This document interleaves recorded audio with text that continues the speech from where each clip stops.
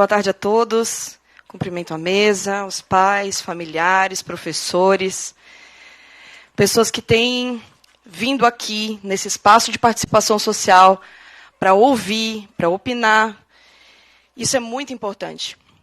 O Instituto IPEAS ele nasceu em 2020, a princípio com uma outra causa. Nós iniciamos auxiliando pessoas em situação de vulnerabilidade na época de pandemia, enquanto igreja apenas. Mas nesse momento de pandemia, a gente se deparou com tantas demandas, né, que o próprio público nos trazia, que era a demanda de crianças com deficiência, crianças com transtornos, e os pais só recebiam aquela cesta e levavam embora. Então a gente começou a pensar que a cesta básica somente ela não servia, porque tinha pais que diziam assim, meu filho tem uma alimentação restritiva, ele só come fruta, ou ele só come iogurte, ou ele come isso, ele come... E aí a gente começou a pensar de uma maneira diferente. Como que a gente pode proporcionar para essas famílias algo além da cesta básica? Naquele momento, para nós, foi bem complicado, porque a gente teve que buscar parcerias. E as parcerias, muitas vezes, no momento de pandemia, é muito difícil. Porque a gente tem que entender que a rede ela é muito grande, mas a rede não se conhece.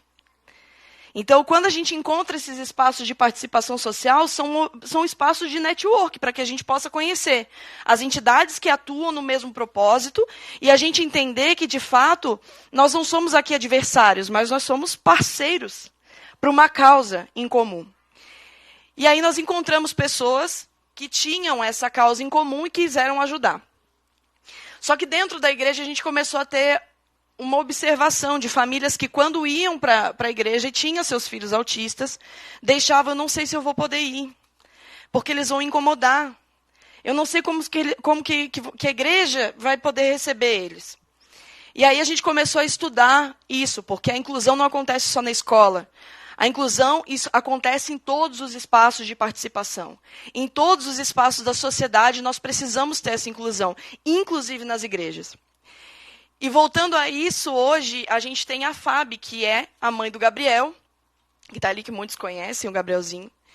E uma das falas que ela disse para mim hoje, ela disse assim, Jaque, eu não consegui alguém para cuidar do Gabriel hoje, então eu não vou, porque eu não sei nesse ambiente como que o Gabriel vai se comportar. E aí eu disse para ela assim, Fábio, se num espaço de discussão sobre o autismo, o povo não souber administrar o Gabriel, está tudo errado. E muitas vezes os pais não vêm a espaços de participação social exatamente por isso, porque tem medo dos olhares. E esses olhares acontecem quando? Quando eu não acolho, quando eu não digo, não tem problema, deixa ele correr, não tem problema, deixa ele gritar, não tem problema, deixa ele fazer. Porque nós estamos aqui para dizer que nós não sabemos tudo. Eu sou mãe de uma adolescente de 15 anos e uma de 9. Nenhuma das duas tem o transtorno do espectro autista. Mas isso não quer dizer que eu não possa lutar por uma causa. E nós estamos aqui todos lutando por uma mesma causa. Porque as crianças, e não só as crianças, elas têm esse atendimento, mas os pais nesse processo todo. E é o que a gente teve um contato via internet com a Sulei, e é realmente isso. Os pais não têm esse apoio, esse suporte muitas vezes. Muitas vezes a mãe tem o suporte, mas o pai não. E aí o pai vai embora e a mãe fica sozinha. O apoio psicológico, o apoio psicossocial não existe muitas vezes na rede porque não comporta. A rede não consegue comportar porque existem muitas demandas para que a rede comporte. Então, se a gente está levando aqui 900 crianças com autismo, imagina, são 900 famílias que precisam de acompanhamento psicológico, sim, que precisam saber onde buscar isso. E muitas vezes nós detemos algo que é muito importante do que qualquer questão financeira, é o conhecimento. E muito desse conhecimento não foi levado para pais e mães que estão aqui. Foram galgados assim a muitas lutas, a muitas penas. Muitos pais tiveram que ir para a frente da escola, brigaram com os professores, que não eram para ter brigado com os professores, mas depois que conseguiram compreender que não era culpa dos professores. É porque, de fato, não havia essa discussão. Quando a gente chega nesse espaço, como foi falado do Conselho Municipal de Saúde, eu participei do Conselho Municipal da Pessoa com Deficiência, e você via muitos pais e mães lá, falando sobre isso, buscando sobre o direito dos seus filhos. E naquele espaço a gente via que aqueles pais já estavam idosos, já estavam adoecidos, e não se pensava em cuidar de quem cuida. Então o IPES ele começou a pensar no projeto Acolha-se. O IPES ele é um instituto abrangente, ele não só atua com famílias de autistas, mas ele atua com diversas famílias com pessoas com deficiência também. Buscando cada um o seu direito para dizer, olha, fulana, o que eu preciso fazer porque eu descobri agora, eu não tenho para onde ir, o que tu tem para me orientar? E a gente vai, olha, você vai a tal lugar, você vai fazer isso, vai falar com essa pessoa, tem que fazer esse cadastro. Porque muitas vezes eles chegam lá no CRAS, eles chegam no posto de saúde e o pessoal olha e diz assim, eu não sei te ajudar. E não sei te ajudar, e ponto. Por quê? Porque a demanda ela é tão grande e a correria é tão grande que não existe especificamente alguém para parar naquele momento e resolver todo o teu problema. Então, quando a gente começou a receber algumas pessoas, para nós elas diziam assim, eu não tenho... eu já fui no CRAS, eu já fiz o meu CAD único, e quando eu cheguei lá, eles disseram que eu não tenho, porque o meu marido ele ganha mais do que eu, só ele trabalha, e ele ganha mais. Mas o que você paga? Eu pago aluguel, eu pago a fono, porque não é no mesmo lugar, eu não consigo acessar. E quanto que sobra para você? Sobra muito pouco, eu quase não consigo pagar. E se você tiver que fazer hoje, tiver que pagar €1 para refazer o teu laudo, eu não tenho, eu não sei o que fazer. Aí a gente liga para um, para outro, sabe alguém que está fazendo, consegue por um valor menor. Mas isso não é direito, isso é jeitinho brasileiro. A gente precisa garantir direito. O direito deles terem acesso à saúde de qualidade, a uma educação de qualidade. Nós estamos caminhando aqui a passos muito pequenos. São pequenas conquistas. Não estou desmerecendo as pequenas conquistas. Meu Deus, são maravilhosas. Mas nós precisamos entender que a garantia de direitos precisa continuar. E só continua quando essas 900 famílias começarem a aparecer. As famílias de São José precisam estar nesse espaço. Esse espaço era para não ter lugar. Só que o que acontece? Muitas vezes essas pessoas não sabem como lidar, não sabem como chegar, talvez nem tenham acesso.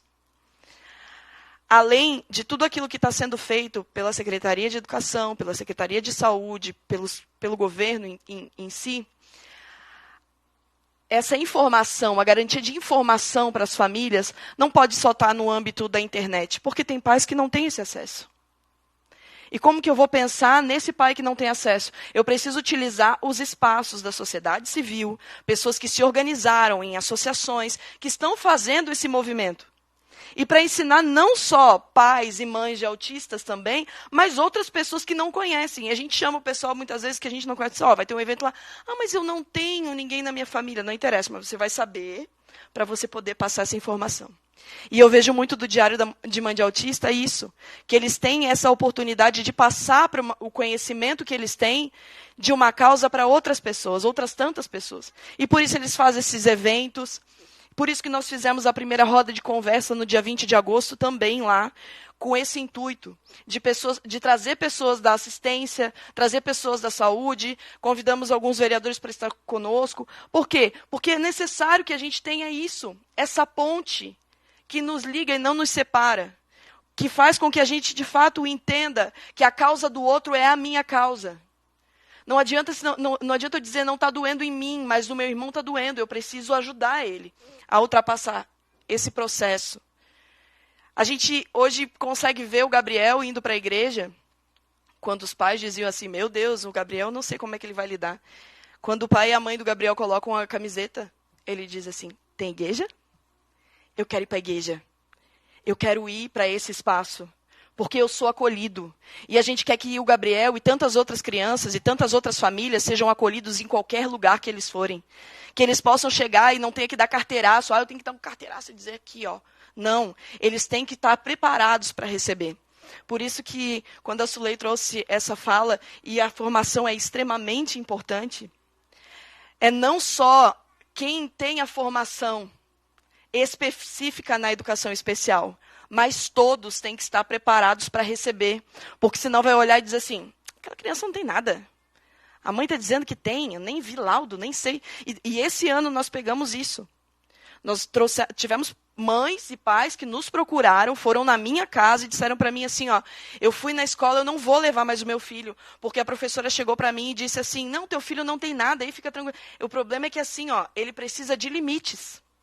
E aí, mãe, você não está dando limite. Não, mas eu tenho o laudo. Não, mas assim, ó, nem adianta tu trazer o laudo. E eu disse, não, pera um pouquinho.